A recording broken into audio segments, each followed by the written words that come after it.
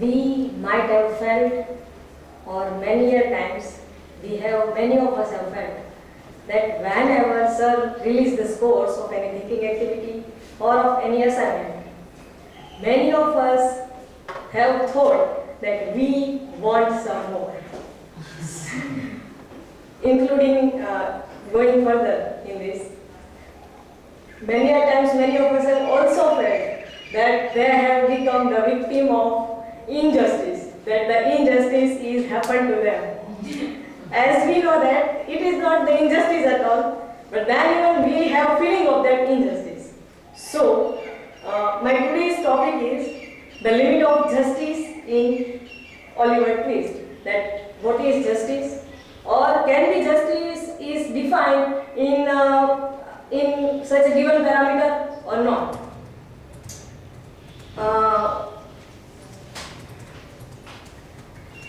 Charles Dickens, as we know that he is a keen observer, he sees the things clearly and describes them accurately. And also, in his novel, we can find that he critiques social evils of his times, and prominently he critiques in Oliver Twist the social evils were poor houses, industrial horrors. We should use word industrial horror rather than industrial revolution, greedy management, underworld, and power politics.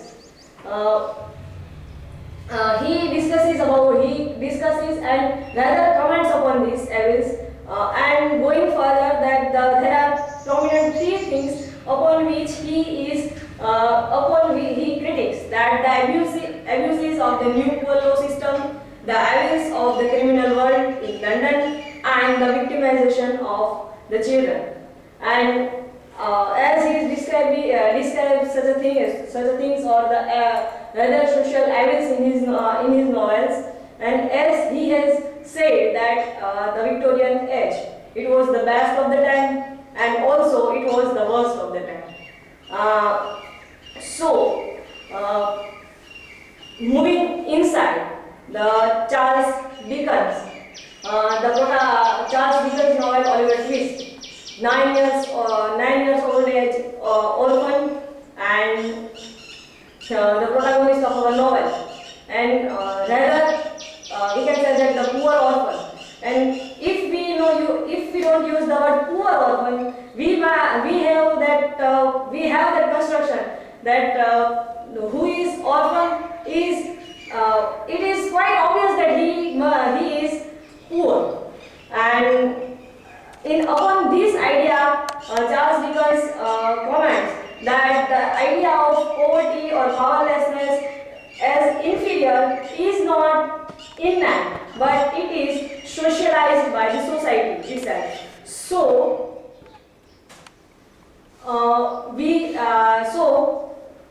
at the larger discourse, in larger discourse in the novel, we can find that the justice is done with Charles Dickens has done justice with the Oliver Twist.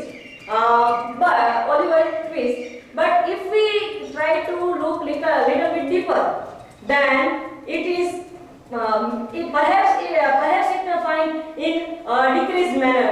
We will look at these 3 points in later on, that the murder of Nancy, Fagin and his gang, and at the last, Brownlow adopted the Oliver Twist. Perhaps by following this stereotype manner of justice, through the character of Oliver Twist, Dickens wants to comment upon the stereotypes of justice itself. And he wants to bring upbringing by the showing decreasement. As he was the keen observer and satirist, we have earlier mentioned that if he presents facts through the fiction, and facts the fiction, then how he shows social evils and limits of social justice. Now try to look at this. That many a times we have heard that people used to say in our time that you should do hard work.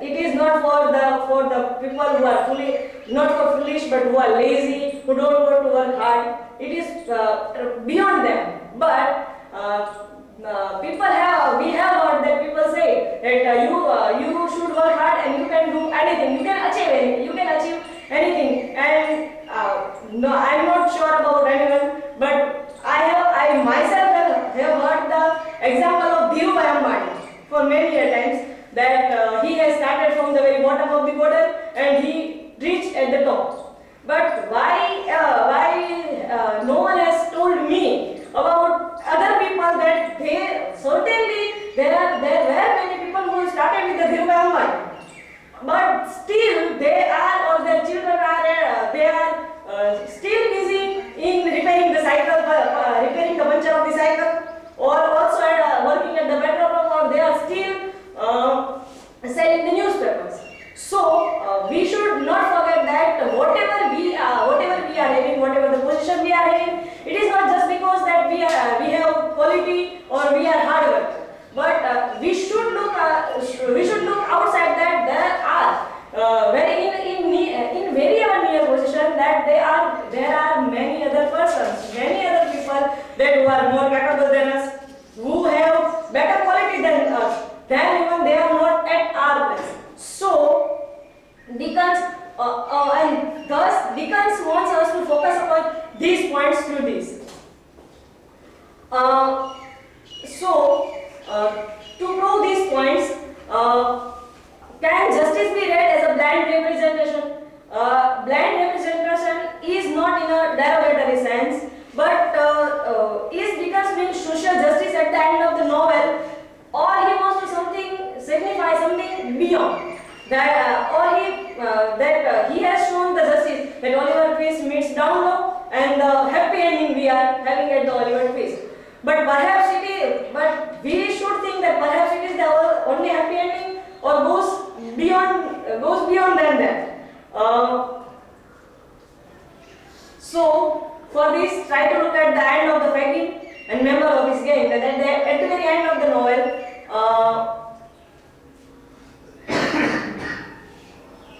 sorry, my friends, death of not Sykes. I want to discuss on death of the Nancy. And of Fagin and members of his gang. That at the very end of the novel, that all the members were caught up, and Fagin was into the prison. And the character of Fagin, when we are trying to look the limit of justice in Oliver Twist's novel, in the novel Oliver Twist, the three characters, that the character of Fagin, Oliver Twist himself, and the third one is Mr. Brownlow plays very significant role. That for the Fagin's world, which world is shown to us, the Fagin's world comes through with the more vitality and credibility than the world of the Brownlow and Malice. Coming down to the final stage, perhaps Dickens wants us to focus upon that through the character of Fagin, that he is not describing or narrating the Fagin, but perhaps we are living the life as Fagin. And if we are laughing at them, we are laughing at ourselves, because we are not taking a problem as a problem itself. And perhaps that's why from that time, from there to still today, we are not able to solve any problems. So, for the character of Fagin, we said that if he was character of leader of pickpocketing, that it is not just because he wants to like that, he wants to do like that only, or he don't like elite class also. But there is something as a superior power which he was not able to reach because of power politics itself. So, for the character of Fagin, we can say that he is not what he chooses to be, but he is what happened with him. So, as pity and fear comes from the tear, but it comes through us as laughter. And whenever Dickens makes us laughter. At that time, he was highly bitter or highly beating upon us. And also attacks upon the belief that poor or any theft or any criminals also are not at all bad or innocent. But there is the circumstances which are hidden inside, and we are not able to reach to that points. For laughter, we can also say that when Noah uses the bad words for Oliver's mother, and when Oliver becomes getting anger on him, and he was started beating him. At that very time, we were also laughing on him. If we were laughing on him, means about which the poor laws we are talking, or it should be, or who it is just like that. Who is the police? If he is the criminal, then where people go to complain?